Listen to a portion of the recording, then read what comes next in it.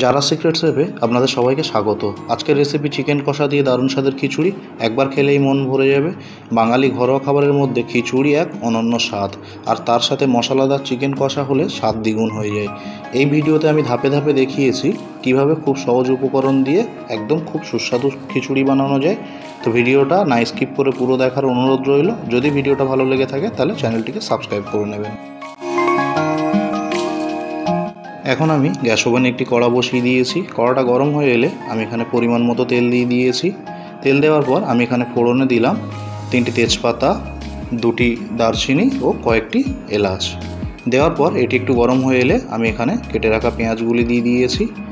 দিয়ে দেওয়ার পর পেঁয়াজগুলি একটু নাড়িয়ে চাড়িয়ে ছাড়িয়ে দেবো।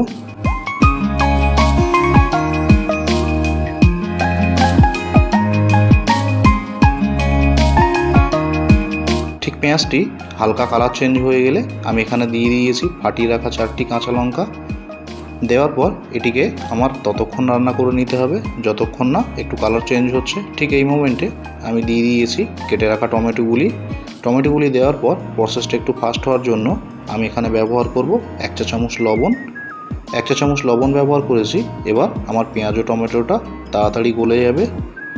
আমি এটিকে ততক্ষণ পর্যন্ত অপেক্ষা করব যতক্ষণ না এরকম কালার চলে আসে।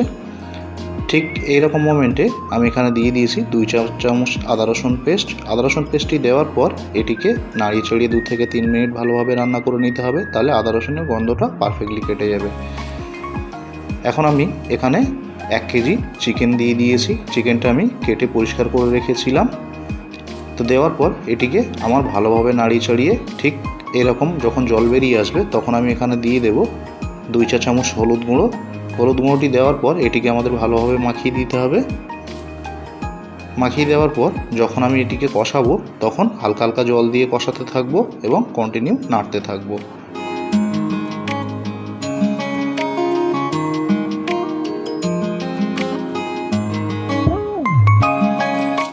এখানে আমি আরও কিছুটা জল অ্যাড করে দিলাম। দেওয়ার পর এটিকে আমি ঢাকা দিয়ে 5 থেকে 7 মিনিট রেখে দেবো লো ফ্লেমে। এখন আমি এখানে ব্যবহার করেছি 2 চা চামচ কাশ্মীরি লাল লঙ্কার গুঁড়ো কালার আসার জন্য। দেওয়ার পর একটু নাড়িয়ে চাড়িয়ে আমি এখানে আরও দিয়ে দেব মিট মশলা। আমি এখানে 1 চা চামচ মিট মশলা ব্যবহার করেছি। মিট মশলাটি দেওয়ার পর এটিকে নাড়িয়ে চাড়িয়ে আমাকে রেখে দিতে হবে 2 থেকে 3 মিনিট। ঠিক এইরকম সময় আমি লবণটা চেক করে পরিমাণ মতো লবণ দিয়ে দিয়েছি। এবার এটিকে আমি ঢাকা দিয়ে 2 থেকে 3 মিনিট রেখে দেব। এখন আমি এখানে 1 কেজি চাল নিয়েছি। চালটি ভালো করে ধুয়ে নিয়েছি। এখানে আমি দিয়ে দিয়েছি 2 চা চামচ আদা রসুন পেস্ট ও কয়েক কেটে রাখা পেঁয়াজগুলি। এখানে আমি ডাল দিয়েছি 200 গ্রাম। এখানে আমি আলুগুলো ঠিক এরকম ছোট ছোট করে পিস করে দিয়ে দিয়েছি। টমেটো কেটে রেখেছিলাম সেগুলোও দিয়ে দিলাম। দিয়ে দেওয়ার পর আমি এখানে 2 চা চামচ হলুদ গুঁড়ো দিয়ে দেবো। হলুদ গুঁড়োটা দেওয়ার পর আমি এখানে পরিমাণ মতো সরিষার তেল দিয়ে দেব। সরিষার তেল দেওয়ার পর আমি এখানে দিয়েছি জিরে মরিচ গুঁড়ো 1 চা চামচ ও 1 চা চামচ মিট মশলা দিয়েছি। এখানে আরও দিয়ে দিলাম একটু মিট মশলা ও 2টি ফাটিয়ে রাখা কাঁচা লঙ্কা। দেওয়ার পর এটিকে আমার ভালোভাবে ম্যারিনেট করে নিতে হবে। এরকম হাত দিয়ে খুব ভালোভাবে এটিকে ম্যারিনেট করে নিতে হবে। এখানে কিন্তু আমি লবণ ব্যবহার করিনি। লবণ ব্যবহার করলে ডালটি গলবে না, যার কারণে আমি এখন লবণটা ব্যবহার করিনি। এটি আমাদের ম্যারিনেট করা হয়ে গেছে। এখানে আমরা পরিমাণ মতো জল দিয়ে দেব।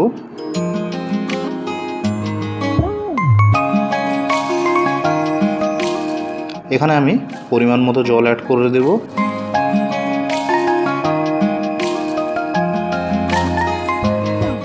জল অ্যাড করার পর এটিকে আমি গ্যাস ওভেনে বসিয়ে দিয়েছি। ঠিক আধা ঘন্টা পরে যখন এরকম ফুটে উঠবে তখন আমি এখানে লবণ আর আমাদের কষিয়ে রাখা মাংসগুলি দিয়ে দেব। দিয়ে দেওয়ার পর এটিকে ভালোভাবে মাখিয়ে দিতে হবে আমাদের। মাখিয়ে দেওয়ার আগে চিকেনের যে ঝোলটুকু আছে তার সঙ্গে একটু জল দিয়ে আমি এখানে অ্যাড করে দেব। অ্যাড করে দেওয়ার পর এটিকে ভালোভাবে মাখিয়ে নেব আমি।